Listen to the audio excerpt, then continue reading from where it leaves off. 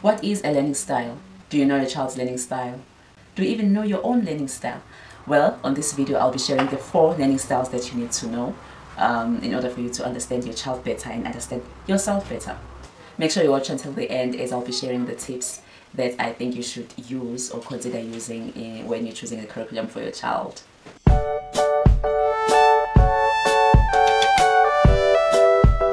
Hi guys, welcome back to my channel. Thank you so much for tuning in. If you're new, welcome. If you're a returning subscriber, thank you so much for your loyalty. I had always believed that we are all amazing and we are greatly talented in our own way. We just need to be taught in a way that we understand. This is true, and that's where the learning styles come in.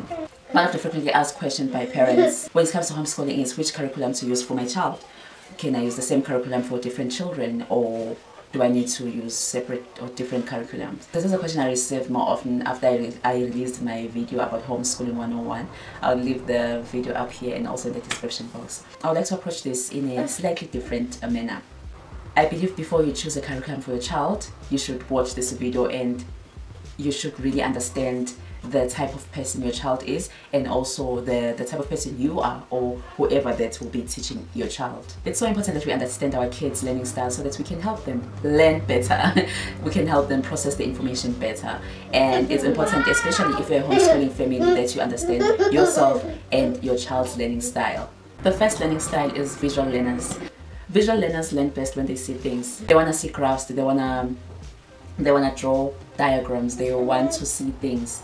They learn by sight, by seeing, and those are the type of people that would rather go and watch a documentary instead of sitting down and reading a book about something. They will rather go on YouTube, search for how something is done, than sitting down and reading it. Visual learners are very good with flashcards, because like I said, they learn best by seeing things, like they capture that information and it is processed in their minds. It's so important that as parents we always remember to present the information to our kids in a different learning style than ours, because the temptation might be to use the learning style that you are comfortable with, which is not necessarily the same as your child's learning style. For visual learners, encourage them to use different pens, highlighters and sticky notes. Just encourage them to do whatever it takes to visualize the work or the new concepts that you are teaching them. The second learning style is auditory learners. Those are the learners that learn best by hearing. So the first one is by sight, and then this one is by hearing. Those are the people that will read aloud something in order to memorize it, or maybe they're working out a psalm and then they will be saying it out loud. So it's so important that we understand our kids so that we know that's their style, that we can help them excel in their academics by providing them with the right environment. Auditory learners will enjoy read alouds, and if you're a homeschooling family, you should consider having a circuit time if you don't have one already, and just make sure that in your circuit time you add a lot of reading, because they will learn best from read alouds. What you can also do for your child is to buy them, well, nowadays we have cell phones. They can even use a cell phone and record themselves, maybe reading a book or maybe reading notes or whatever, and then they can listen to that later, and they will learn best when they are hearing that information. It's very good with group discussions, as they can bounce ideas from each other. Auditory learners would easily be distracted by music maybe, or some audio or some noise, and if you have an auditory child, it's important that you encourage them when you want them to focus to learn in a quiet place. Lastly, for auditory learners, consider having ebooks for your child. It's no use forcing them to read if they can receive more information by hearing a book. So you can get their number of sites where you can download ebooks for your child, and they will learn better that way. The third learning type is kinesthetic learners. These learners, they learn best by doing something, not by reading it or hearing about it or seeing it. They learn best by doing it themselves. What I've noticed with kinesthetic kids is that they like holding on to something.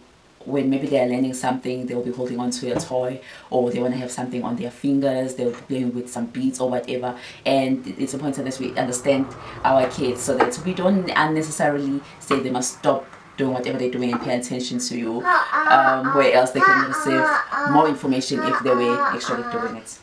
For kinesthetic kids, you should consider having more field trips if you're a homeschooling family. You should also consider having regularly breaks in between your lessons like break your lessons into shorter periods for that child, because they will lose interest after some time. So you should have short periods for sit down works with those kids, because they easily lose interest in sitting down and reading about something.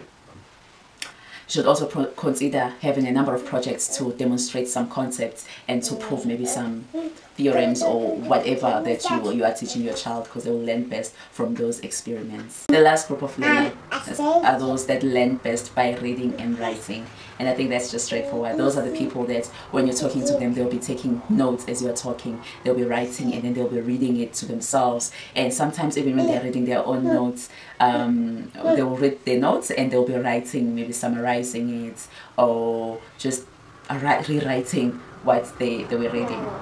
Those are the people that will add a number of examples to their work, and they may write what was presented to them using their own words or using a different language, but they just like writing things down. And if you have a child that is learning best by reading and writing, consider having a number of scrapbooks, and consider having a blackboard where they can just go and write or draw and read what they've written or read what you have written to them.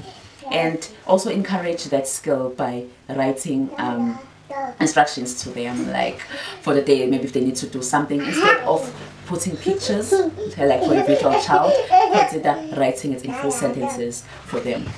Those learners are the learners that will write notes about formulas, and they will write their understanding of the formulas in words. They just enjoy and they learn best from written work.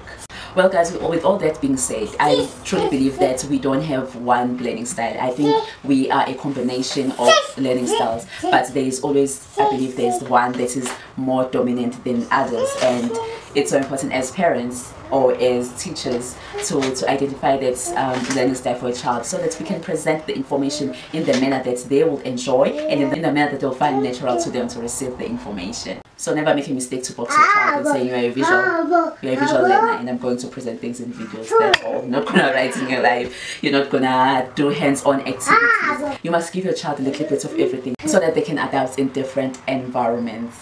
The decision to choose the best education for your child or the school, it's a very big decision for a parent. It's huge. You must never succumb to the peer pressure to choose a certain school or a certain learning method for your child just because it seems great or it seems like it's a certain class. You should always look at your family, because each and every family is different, and you should look at what will work best for you and for your child.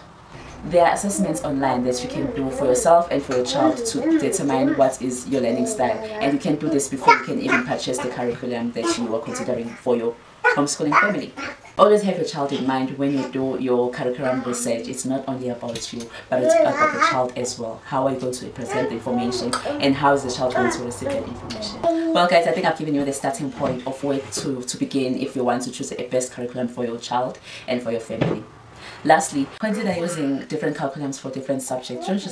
Don't just bombard your child with one curriculum of something, or maybe that style that they will not like. So consider different curriculums and see what works for your child, and you'll find that what works for your child, number one, will not necessarily work for your second child. Always assess the curriculum per child, then per family. Choose a curriculum that will work best for your child, not for all your children. Don't group them. They are not a group. They are individuals, and they are special individuals with special and unique gifts and abilities. I hope you guys find this video helpful, and if you did, leave a comment of what is your learning style, and just share examples of how you know that is your learning style. Follow me on social media. I am on Instagram and on Facebook. I'll leave the links on my description. If you've watched until the end, please give me a purple heart, and I'll see you on the next video. Bye guys.